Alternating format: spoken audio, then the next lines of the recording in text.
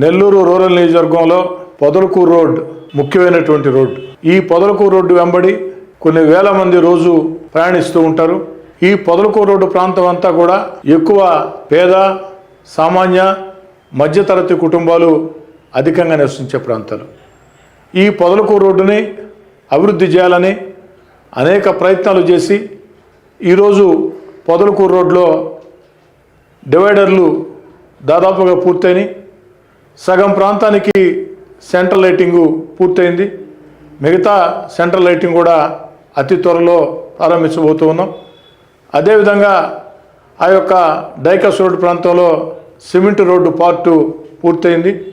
అదేవిధంగా ఈ పొదలకూరు రోడ్డు ప్రాంతంలో భవిష్యత్తులో రోడ్డు దెబ్బతినకుండా ఉండాలంటే ప్రజలకి ఏదైతే ఈ వరదలు, ఈ నీళ్లు రోడ్ల మీద నీళ్లు ఆగకుండా ఉండాలంటే డ్రైన్లు కట్టడం అత్యంత అవసరమని ఇంజనీర్ల సూచన మేరకి 1,30,00,000 రూపాయలు ఒక్క పొదలకూరు రోడ్డు డ్రైన్ల కోసం 1,30,00,000 రూపాయలు నిధులు విడుదల చేయడం జరిగింది.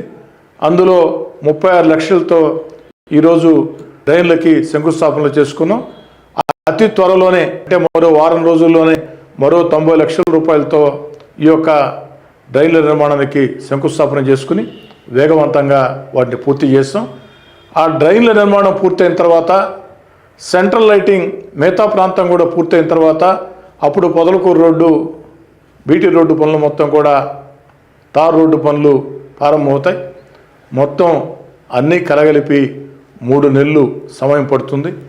జూలై ఆఖరిలోపు, ఇది ఏప్రిల్ నెల, మే, జూన్, జూలై ఆఖరిలోపు ఈ యొక్క పొదలకూరు రోడ్ని సర్వాంగ సుందరంగా తీర్చిదిద్ది రోడ్డు, డ్రైన్లు, డివైడర్లు, సెంట్రల్ లైటింగు, ఆ ఖాళీ ప్రదేశాల్లో ఉద్యానవనాలు అవన్నీ కూడా ఏర్పాటు చేసి సర్వాంగ సుందరంగా ప్రజలకు మేలు చేసేటట్లు తీర్చిదిద్దామని. కాబట్టి మరో 3 నెలలు పొదలకూరు రోడ్డు ప్రాంతంలో ప్రజలు ట్రాఫిక్తో కాస్త ఇబ్బందులు ఎదుర్కోవాల్సి ఉంటుంది. దయచేసి పొదలకూరు రోడ్డు వాసులకు కానీ పొదలకూరు రోడ్డు గుండా ప్రయాణించే ప్రయాణికులకు కానీ 2 చేతులు జోడించి సవినయంగా మనవి చేస్తూ ఉన్నా. కాస్త 3 నెలల పాటు చిన్న చిన్న సమస్యలు ఉంటాయి, ట్రాఫిక్ అవాంతరాలు ఉంటాయి. ఒక మంచి పని సాగాలంటే ఇలాంటి చిన్న చిన్న అవాంతరాలని మనం అందరం కూడా భరించక తప్పనిసరి పరిస్థితి.